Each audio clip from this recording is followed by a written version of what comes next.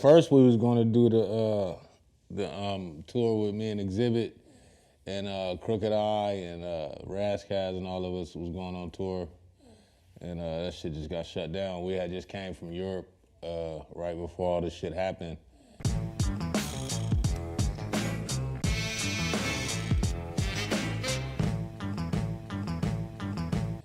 And you know, that tour was off the chain with me and X and Razzcast and Problem and DJ Hopper and Demrick. And we was gonna continue that tour, but this shit shut down everything.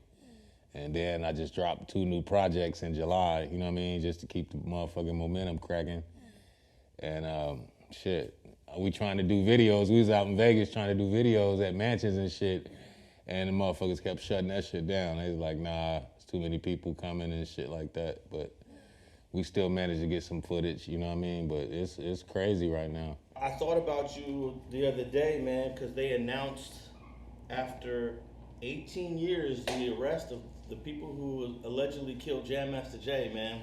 Oh, man, you know, shout out to Jam Master Jay, rest in peace. You know, basically that his family, you know, could get some closure after all those years of, you know, not, you know, the case not being solved and no one's being brought to justice. Jam Master Jay was a good dude, man, and I like being creative with him, you know what I'm saying? I like being in the studio and coming up with scenarios and different shit and watching them create the music. Man, it was crazy though. It's crazy though how those guys actually survived that long, you know what I'm saying, in the streets, you know, and people probably knew who they were all along, and they just, you know, I guess shit happens like that in the hood sometimes, you know what I'm saying? People be like, man, that motherfucker gonna kill me or some shit, you know what I'm saying? So you know, it took a long time to get that solved, you know what I'm saying? It's like all of a sudden Tupac murder gets solved or Biggie murder, shit like that, you know what I'm saying?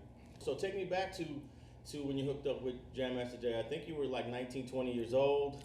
This was Yeah. 93? Yeah, man, like 93. I was fresh off of YA parole. I was on the run and shit, and I fuck around and hooked up with Jay, and I turned 21, and it made it to where I didn't have to be locked up. Like, this is what you call a dishonorable discharge from the youth authority, you know what I mean? So once I turned 21, I didn't have any kind of police contact, then they couldn't, you know, incarcerate me anymore.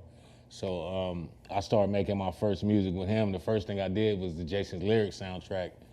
And, you know, it was crazy, man. Like, having been on successful movie soundtracks before you even drop a single or whatever. So I was getting my feet wet, you know what I'm saying? So how does a California kid end up meeting a New York cat from Queens? Oh, man, I was on the run, like I said. I was hiding out in the alley, and my brother came and got me, and we went out to Virginia, to Portsmouth, Virginia. And shit, I was just laying low, like I said, and I met my manager. He was going to Norfolk State at the time, Norfolk State University, and he happened to be a cat from Queens that knew all those guys. And so I made like a two-song demo, and we took it to Jam Master Jay's house, to his mom's house, and from them 2 songs, man, it got me my situation. So this all kind of got the ball rolling when you were in Virginia. Yeah, now, you were born in Virginia, right? Yeah, I was born in Portsmouth, Virginia. And that's, I guess you still had some family ties, so no you doubt. To lay low. Yeah, my big brother was actually still, he still was out there doing his thing, you know what I'm saying, in the streets. So, shit, when he came and got me, man, I just fell right in line, and you know, it was crazy that I wrote all those songs from like Sherm Stick and Locust on His Own and all that shit right there, being on the run, being away from the house, and just trying to do something creative, like the Locust on His Own, Mom's is Tripping, She Got a Block on the Phone, songs like that I created out there, you know what I'm saying? Now, when I posted that last video, when I came down to San Diego and Yeah. to the neighborhood, a lot of the people were still thinking about Sherm Sticks. Yeah, I know a lot of rappers see me and they mention that record. I remember Raekwon, guys like Raekwon and Nas, He's like, yeah, man, that Sherm Stick record. You know what I'm saying? You know, it's crazy that me and my boy Ice Rock from our hood, we was riding around in this 7 Deuce Impala, and fucking we was playing that Teddy Pendergrass record. You know what I mean? And he was like, cuz, you gotta make a song of this, cuz. I'm like, all right, man, let's see what's up. So I took the idea back to Jay, man, and he laid the drum track down, and it was a rap. And my homie Bull, Lil Bull, rest in peace, he sung and got this thing on the hook. I actually work with his son now that's rapping, Baby Bull. And it's crazy how it comes back around like that. But yeah, every time I want to, reminisce about my homie, I listen to that song because he's singing on the hook. You know what I mean? So a lot of East Coast rappers was liking Sherm Stick, but yeah. The word Sherm is very specific to California. No doubt. Were they confused? Like, what the hell are you rapping about? Yeah, I remember Russell Simmons telling me they call it dust. So it's the same thing and shit. It's PCP or whatever, you know what I'm saying? So, we call it Sherm on the West Coast and they call it dust on the East Coast.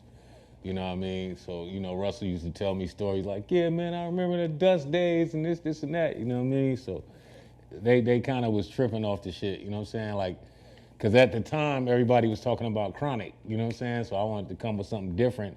I couldn't talk about no fucking crack because niggas would have been looking at me crazy than motherfucking nigga, you smoking dope, nigga, cuz? So I had to think of something that would get you high, but it's more like hallucinate.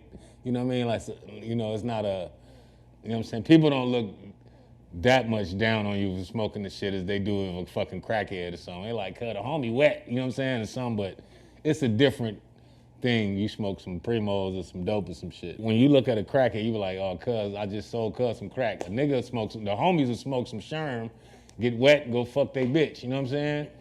And nigga smoke a lovely, mix some Sherm with some weed, smoke a lovely, nigga, you finna go fuck your bitch and probably cry a little bit or something, nigga, but you ain't finna do no weird shit, you know what I'm saying? Yeah. And when the shit wear off, you back to normal, nigga, but you smoke some crack, nigga, you finna sell everything you got. Nigga, your mama shit, everything. Nigga, you might suck a dick or two, nigga, I don't know what's good for.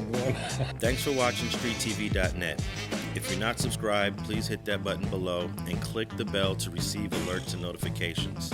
Feel free to comment below so you can give us your feedback, and be sure to watch the 2 related episodes to the right. If you want to support this platform or follow us on social media, visit the links in the description, and thanks for watching StreetTV.net.